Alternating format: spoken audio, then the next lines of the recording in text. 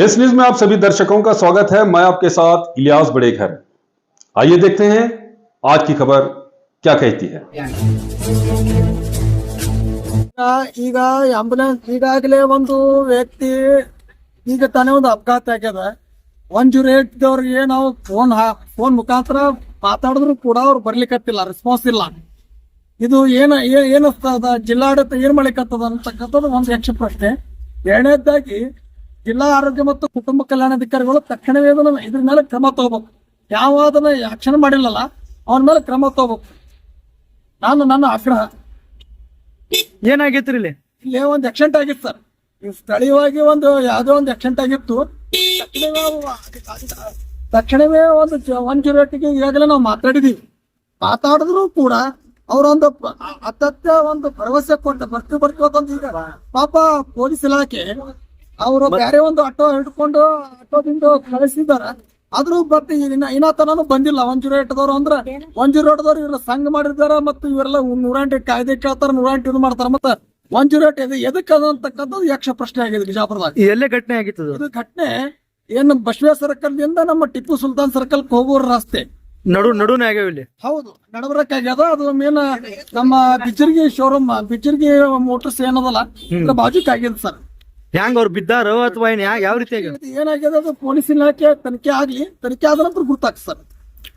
ಆದ್ರೆ ಈಗ ಎಷ್ಟು ಸಮಯದಿಂದ ಅವ್ರು ಕಾಲ್ ಮಾಡಕತ್ತಿದ್ರಿ ಆಂಬುಲೆನ್ಸ್ಗೆ? ಈಗಾಗಲೇ ಒಂದು 4-5-7 ಸಲ ಫೋನ್ ಹಚ್ಚಿದ್ರು ಕೂಡ ಹೊಟ್ಟೆ ಇಲ್ಲ, ಅಟ್ಲೀಸ್ಟ್ 1 ತಾಸ ಆಯ್ತು, ಅರ್ಧ ತಾಸ ಆಯ್ತು, ಆಗಿರ್ಬೇಕು ಸರ್. ಮೋಸ್ಟ್ಲಿ ಅರ್ಧ ತಾಸಿಂದ ಫೋನ್ ಮಾಡಕತ್ತ, ರೆಸ್ಪಾನ್ಸ್ ಕೊಡ್ಲಿಲ್ಲ ಅವರು. ರೆಸ್ಪಾನ್ಸ್ ಏನ್ ಸರ್, ಅವ್ರ ಪುಣ್ಯಾತ್ಮರು ಒಂದು ಏನ್ ಮಾಡಿದಾರ ನಿಮಗೆ ಹೇಳ್ಬೇಕಾದ್ರ, ಒಂದು ಗೋಲ್ಮಟ್ ಪೊಲೀಸ್ ಸ್ಟೇಷನ್ ವೃತ್ತದಲ್ಲಿ ಒಂದು ಆಂಬುಲೆನ್ಸ್ ಅದ.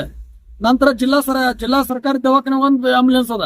ಮತ್ ಇವ್ರ ಏನ್ ಮಾಡ್ಲಿಕ್ಕತ್ತಾರ, ಇವ್ರಿಗಾದ್ರ ಪಗಾರ ಬೇಕಾದ್ರ ಧರಣಿ ಮಾಡ್ತಾರ. ಇಂಥ ಟೈಮ್ದಾಗ ಬರಂಗಿಲ್ಲ. ಮತ್ ಈ ಪಗಾರ ಆಗ್ಯದೋ ಇಲ್ಲದ ಅದ್ರ ಹೇಳ್ರಿ ಪಾಪ ಪುಣ್ಯಾತ್ಮರಿಗೆ. ಅದು ನಾವು ಮುಂದೆ ನೋಡ್ತೀವಿ. ನಾವು ಇಲ್ಲಿ ಸರ್ಕಾರ 5 ಗ್ಯಾರಂಟಿ ಕೊಟ್ಟಿನಿ ಅಂತ ಹೇಳಿ ಹೇಳ್ತಾರಲ್ಲ ಸರ್. ಸರ್ಕಾರ 5 ಗ್ಯಾರಂಟಿ ಅತ್ಯಂತ ಪ್ರಾಮಾಣಿಕವಾಗಿ ಕೊಟ್ಟಿದ, ಆ ಪ್ರಶ್ನೆನೇ ಇಲ್ಲ. ಅದ್ರ ದುರ್ದೈವಶ ಈ ನಮ್ಮಂತವ್ರು ನಿಮ್ಮಂತವ್ರೆಲ್ಲ ಏನು ಮಾಡ್ಲಿಕ್ಕತ್ತಾರ ಅದೇ ಇದಾಗಿರೋದು. ಉಳಿದಿದ್ದೇನಿಲ್ಲ. ಆಂಬುಲೆನ್ಸ್ ಸಮಸ್ಯೆ ಇದು ಇಲ್ಲ ಅಂದ್ರೆ ಹೆಂಗ? ಆಂಬುಲೆನ್ಸ್ ಸೇವೆ ಮಾಡ್ಬೇಕಾಗಿದ್ದು ಮತ್ತು ಆಂಬುಲೆನ್ಸ್ ಏನು ಕರ್ತವ್ಯ ಅದಲ್ಲ ಅದು ಜಿಲ್ಲಾ ಆರೋಗ್ಯ ಮತ್ತು ಕುಟುಂಬ ಕಲ್ಯಾಣಾಧಿಕಾರಿಗಳ ಮೇಲಿದ್ದು. ಅವ್ರ ಪುಣ್ಯಾತ್ಮರು ಅವ್ರ ಮುಂಜಾನೆ ಬರ್ತಾರ, ಸಂಜೆ ಅಳಕ ಹೋಗ್ಬಿಡ್ತಾರ. ಕಲಾಸ್ ಅವ್ರದ್ದು 3-4 ಗಂಟೆಗೆ ಇಲಾಖೆದಾಗ ಸಿಗಂಗಿಲ್ಲ ಅವ್ರು.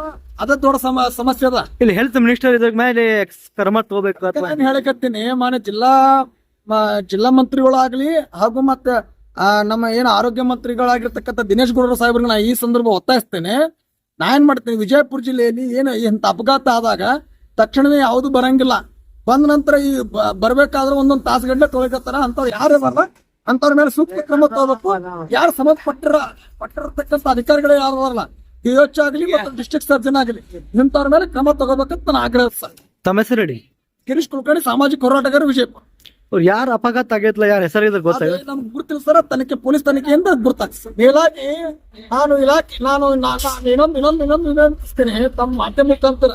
ಈ ಟ್ರಾಫಿಕ್ ಪೊಲೀಸರು ಪಟ್ನೆ ಬರ್ಬೇಕಂತಕ್ಕಂಥದ್ದು ಒಂದು ಆಜ್ಞೆ ಪದೇ. ಮಾನ್ಯ CPI ಸಾಹೇಬ್ರಿಗೂ ಸ್ವಲ್ಪ ನಾನು ಅವರ ಅತ್ಯಂತ ವಿನಯಪೂರ್ವಕ ಹೃದಯಪೂರ್ವಕ ಇದು ಮಾಡ್ತೇನೆ. ಮಾನ್ಯ CPI ಸಾಹೇಬ್ರು ಬರ್ಬೇಕು, CPI ಸ್ಥಳಕ್ಕೆ ದೌಡಿಸ್ಬೇಕು ಮತ್ತು ಇಲಾಖೆ ಸಿಬ್ಬಂದಿ ವರ್ಗದವ್ರು ಕಳಿಸ್ಬೇಕು.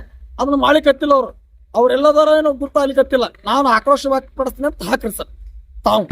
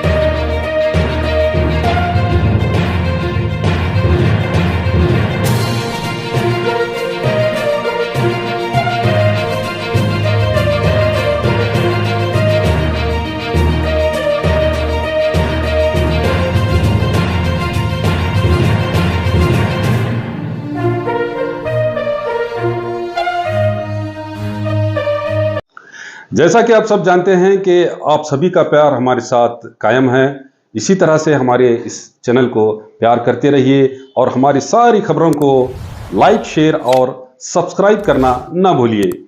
हमारा यही मकसद है कि आपको हर खबर जो है, जैसा है वैसा ही आपको हम दिखाते रहेंगे, ना किसी का पक्ष लेंगे, ना किसी के विरोध में जाएंगे।